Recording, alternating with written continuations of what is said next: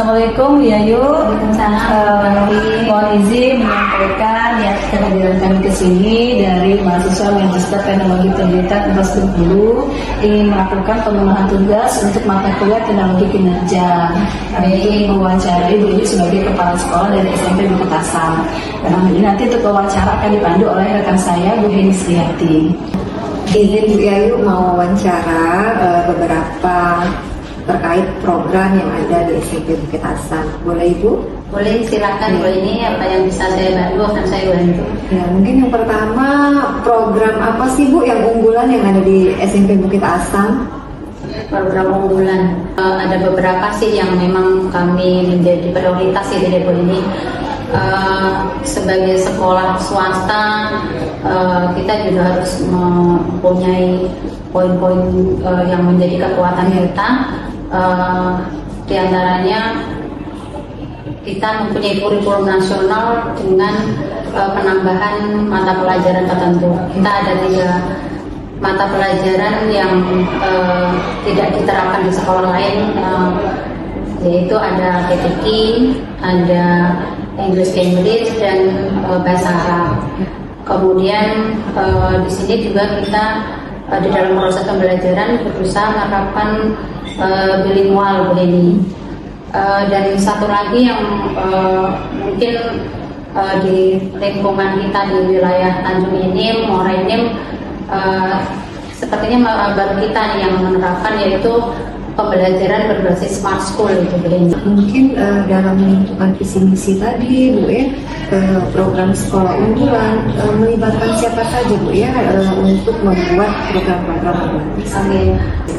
Baik. Yang jelas kita melibatkan stakeholder kita, baik yang ada di internal maupun di eksternal. Jadi kita menyusun program dan nanti kita diskusikan bersama.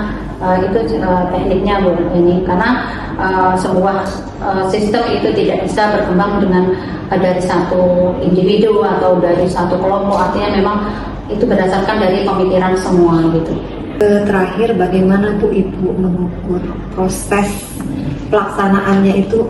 Oh, ini dinyatakan berhasil seperti itu Bu. Bagaimana terus dampaknya untuk peserta didik di SMP Bukit Asam? Oke. Kalau cara mengukurnya kan kita secara umum kita punya target ya Bu. Nah, jadi kita akan di akhir waktu, baik itu semester atau akhir tahun, sesuai dengan target yang kita tetapkan itu, kita evaluasi kira-kira indikator-indikator yang sudah ditetapkan di awal itu tercapai tidak. Itu kalau kita secara umumnya. Kemudian kita di dalam perjalanannya juga selalu berusaha membuat evaluasi. Kita setiap bulan itu masing-masing, kalau saya ya di sekolah ini misalnya kita di awal semester atau awal tahun itu kita keluarkan SK ini, surat tugas utama dan tugas tambahan.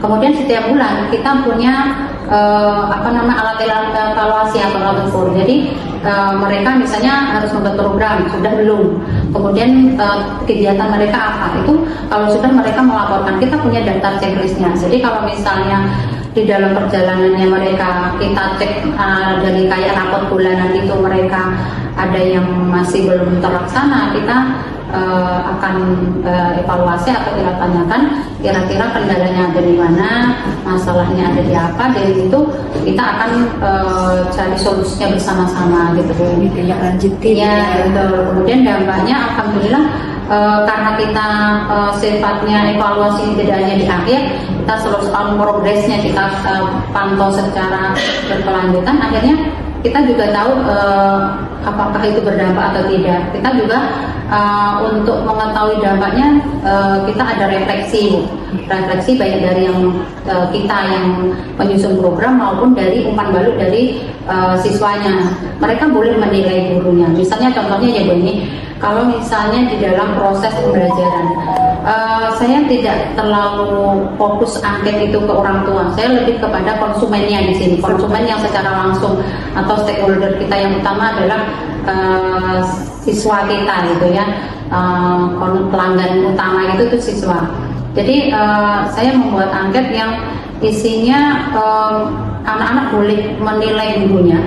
Di situ indikator-indikator itu saya tentukan, misalnya yang menurut mereka dari seluruh guru yang ngajar mereka yang hadir paling tepat waktu itu siapa, paling disiplin. Mereka belum menentukan.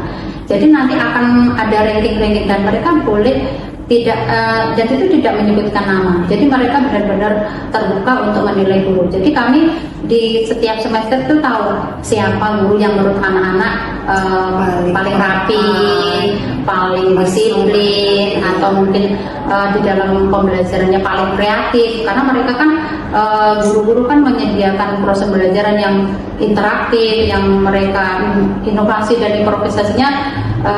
Jujur saya sangat mengagumi, saya sangat mengapresiasi pada saat saya supervisi itu kalau saya posisi di situ saya akan betah di kelas saja gitu.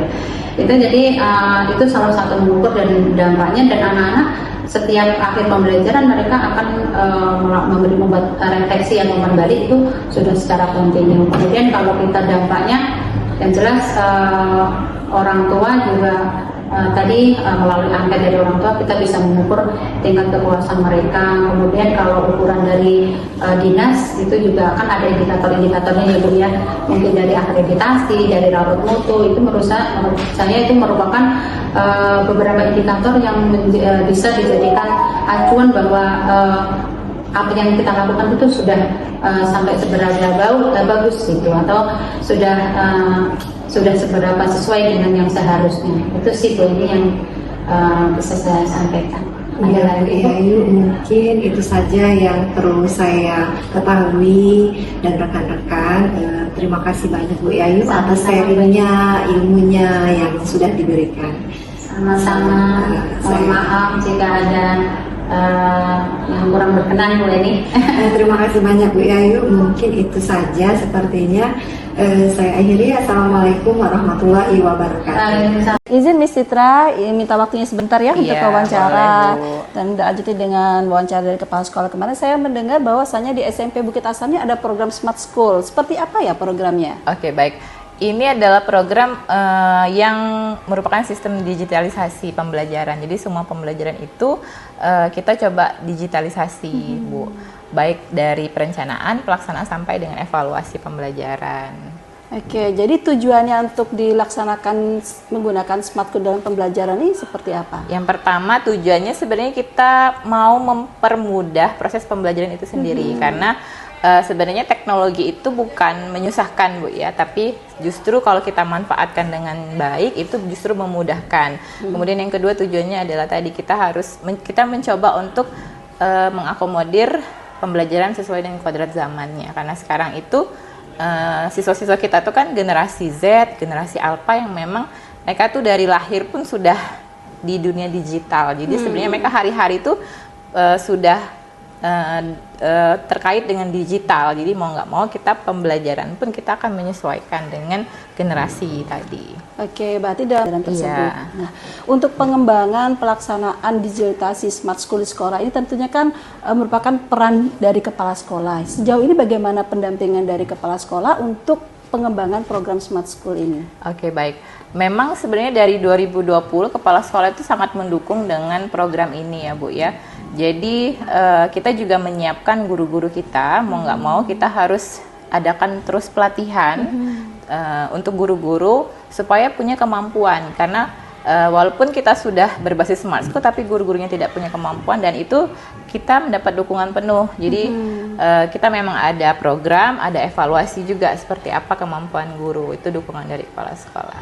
Oke, Kayak gitu ya. evaluasi. Nah, tentunya dalam proses tadi pelatihan, kemudian implementasi gitu, pasti menemukan adanya kendala. Nah, kira-kira kendala apa yang sudah ditemukan dan bagaimana menurut Miss Citra solusinya sebagai wakil kurikulum untuk penerapan program ini? Oke, baik. Kendala tentu pasti ada ya Bu ya. Salah satu contoh misalnya untuk dievaluasi. Kalau dulu di awal-awal kita masih pakai aplikasi yang mungkin siswa masih bisa searching, masih bisa browsing jawaban kan digital ya Bu ya. Nah sekarang kita coba adanya pengembangan terus. Nah sekarang kita sudah coba pakai aplikasi lain yang memang dia tidak bisa searching. Nah itu kan termasuk pengembangan. Jadi sebenarnya pengembangan ini muncul dari masalah-masalah yang kita hadapin. Saya juga kayak guru ini kita kan ada misalnya ada guru baru yang memang belum paham terkait teknologi. Nah itu kita sedang buatkan adanya panduan khusus untuk Smart School bagi guru-guru baru. Jadi kita tidak perlu mengulang lagi mengajari. Jadi guru itu silahkan baca panduan yang memang harus dimiliki oleh guru-guru di sini. Oh, artinya dalam untuk proses pengembangan Smart School nanti sudah diciptakan suatu sistem standarisasi Iya, gitu ya. jadi siapapun guru baru misalnya yang datang atau guru-guru lama pun misalnya mau memaksimalkan dirinya di Smart School, ada standarnya. Mereka harus memenuhi standar itu. Oke, berarti memang sudah tercipta ya sistem untuk menciptakan bagaimana semua guru ini bisa menerapkan pembelajaran berbasis Smart School gitu ya. Nah, itu pengembangan yang sedang akan terus kita lakukan. Oke, baik. Memang teknologi harus selalu berkembang ya, Miss Citra. Baik, Miss Citra, terima kasih sudah berbagi dengan kami bagaimana penerapan program Smart School. Semoga sukses selalu untuk SMPBK. Terima kasih kembali. Oke, Ibu Rima, terima kasih atas waktunya. Kita akan ngobrol-ngobrol dikit mengenai eskul. Bu Rima, berapa sih jumlah eskul yang ada di SMP Bukit Asam ini? Sejauh ini eskul yang kita miliki itu ada 10 eskul, dan itu kedepannya mungkin bisa bertambah sesuai dengan minat dan bakat anak-anak. Karena kita di SMP Bukit Asam ini biasanya tiap kali pemilihan eskul Bu ya, kita menyebar angket ke orang tua.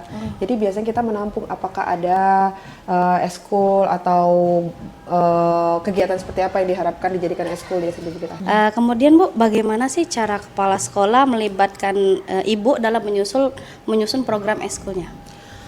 Di sini kita biasanya guru baik itu dalam pembelajaran atau di luar pembelajaran kita diberikan kebebasan menyampaikan ide dan masukan Bu. Jadi kayak misalnya kalau eskul biasanya rancangan atau draft program itu datangnya dari PIC terlebih dahulu. Kita akan membawa rancangan itu ke kepala sekolah, lalu mendiskusikan dengan kepala sekolah, mendiskusikan apa saja yang perlu didiskusikan, misalnya apakah kegiatan eskul selama 1 tahun itu membutuhkan anggaran atau dukungan sarana prasarana seperti apa, juga memberikan saran dan masukan sebelum yang selanjutnya program yang diajukan tadi itu disetujui oleh kepala sekolah, kemudian baru kita laksanakan programnya. Wow, berarti ini sudah tersusun ya Bu ya, secara sistematis. Kira-kira kapan nih Bu ya jadwal kegiatan dan adakah pelatihan khusus atau tambahan untuk pencapaian target prestasi, seperti apa mekanismenya itu Bu? Kalau jadwalnya eskul kita itu secara bersama-sama dilaksanakan pada hari Senin Bu.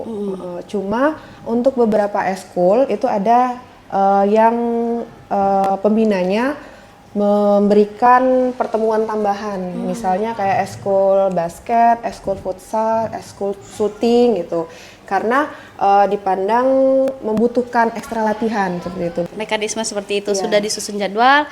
Apabila ada lomba, jadi ada tambahan. Ada tambahannya. Dari lomba-lomba tersebut ada nggak sih Bu prestasinya? Alhamdulillah sejauh ini kita ada Bu prestasinya. Iya. Kayak kemarin juga ada siswa kita yang mewakili dari eskul syuting itu mewakili Kabupaten Muara Enim di tingkat provinsi. Ada juga biasanya ada kegiatan lomba di tingkat kecamatan ataupun kabupaten di bidang seni itu kita ikutkan. Alhamdulillah juga dapat juara. Selain itu di pramuka juga kita biasanya kalaupun turun insya Allah dapat juara Bu, walaupun harapan alhamdulillah. Yang penting apa ya Bu ya, ke lomba itu kan bukan menang kalahnya, tapi kita mengajarkan kepada anak bagaimana mereka berkompetisi, melihat bagaimana apa yang mereka pelajari selama ini, dan lihat juga teman-teman di sekolah lain gitu lihat. Jadi kayak apa ya, kalau misalnya kita selalu dalam lingkup kita aja, kadang kita kan merasa hebat Bu ya. Nah, momen lomba, momen ajang kompetisi itu kita mengajarkan sama anak bahwa apa ya, latihan itu benar-benar dibutuhkan, dan kita nggak boleh selalu merasa diri kita paling terbaik gitu Bu. Di atas langit masih ada langit. Nah itu seperti itu yang mau kita Kerennya ajarkan Ibu sama ya. anak-anak. Sudah banyak sampai provinsi bahkan ya Bu ya. Alhamdulillah ya. ada Oke, itu. terima kasih Ibu Rima atas waktunya. Mohon maaf kalau sudah mengganggu. Mungkin sampai di sini untuk wawancaranya. Saya ucapkan terima kasih. Sama-sama Ibu. Iya. Oke, halo, assalamualaikum Azza. Waalaikumsalam Bu. Boleh tahu nama lengkap Azza siapa? Oke, jadi nama lengkap Azza itu Muhammad Azza Fidiarta. Muhammad Azza Fidiarta. Fidiarta. Oke, I got is nice name ya. Sudah kelas berapa? Sekarang udah kelas 9. Kelas 9. Bentar lagi dong mau lulus. Selama ini Azza ikut ekskul apa? Ekskul menembak. Ekskul menembak. Itu diadakan dengan kerjasama dengan ini ya, dengan Persiba ya. Oke. Sudah ada prestasi yang Azza pernah raih di ekskul menembak? Selama ikut ekskul menembak itu, Azza pernah dipilih untuk mewakili Kabupaten Muara Enim, ikut Popda sama Popprov. Dapat juara? Enggak. Tapi dapat pengalaman yang luar biasa ya. Oke, kira-kira apa yang membuat Azza atau trik Azza untuk berprestasi di bidang ekskul menembak? Kalau untuk bidang menembak itu ya pastinya harus konsisten latihan gitu, terus harus berusaha terus. Setiap ada lomba tuh kan nanti diinfoin, terus itu bakal latihan secara terus menerus gitu. Oke, berapa kali satu minggu untuk latihan menembak? Kalau jadwal ekskul biasa itu 2 kali, Senin sama Sabtu. Senin sama Sabtu. Jam berapa itu Zah? Kalau Senin itu kan sebelum pulang sekolah sekitar 14.45 sampai jam 4. Atau biasanya sampai jam 5 juga bisa. Oh gitu. Untuk sekolah gimana? Mendukung nggak untuk prestasi Azza di bidang menembak? Untuk sekolah mendukung, karena biasanya kan nanti bakal dibimbing gitu. Kalau misalnya mau nembak nanti kasih info terus tiap ada lomba. Oke, selain prestasi Azza di bidang menembak yang non akademis ya, ada nggak prestasi lain Azza di bidang akademis misalnya? Alhamdulillah waktu itu sempat ikut Olimpiade Nasional gitu kan, dapat medali emas di bidang bahasa Indonesia kalau nggak salah. Oh gitu, tingkat nasional ya? Itu gimana bimbingan dari Bapak Ibu guru di sini? Kalau bimbingan dari Bapak Ibu guru di sini tuh biasanya nanti bakal dikasih materi tambahan gitu. Terus selain itu kalau misalnya ada lomba-lomba cerdas cermat gitu di luar, itu juga biasanya nanti dikasih materi tambahan. Sama nanti juga kan biasanya bakal ada ngambil jam pelajaran gitu kan untuk latihan untuk lombanya gitu. Jadi masuk di jam pelajaran dan nanti ditambah di setelah jam pelajaran usai ada jam tambahan juga untuk memantapkan materi itu tadi ya. Kira-kira Azza ke depan pengennya cita-citanya apa sih? Insya Allah pengen jadi dokter. Wow, di mana itu? Kurang tahu juga sih. Belum ada ini ya, belum ada apa namanya mau kemana tuh belum ada ya. Tapi dari sekolah tetap support kan untuk Azza mencapai cita-cita itu. Support. Oke, mungkin itu Azza ya. Ibu doakan Azza berprestasi tidak hanya di bidang ekskul menembak, tapi juga di bidang-bidang lain, terutama di akademis, untuk menunjang cita-cita Azza yang pengen jadi dokter. Oke, mungkin itu saja. Terima kasih. Wassalamualaikum warahmatullahi wabarakatuh. Waalaikumsalam.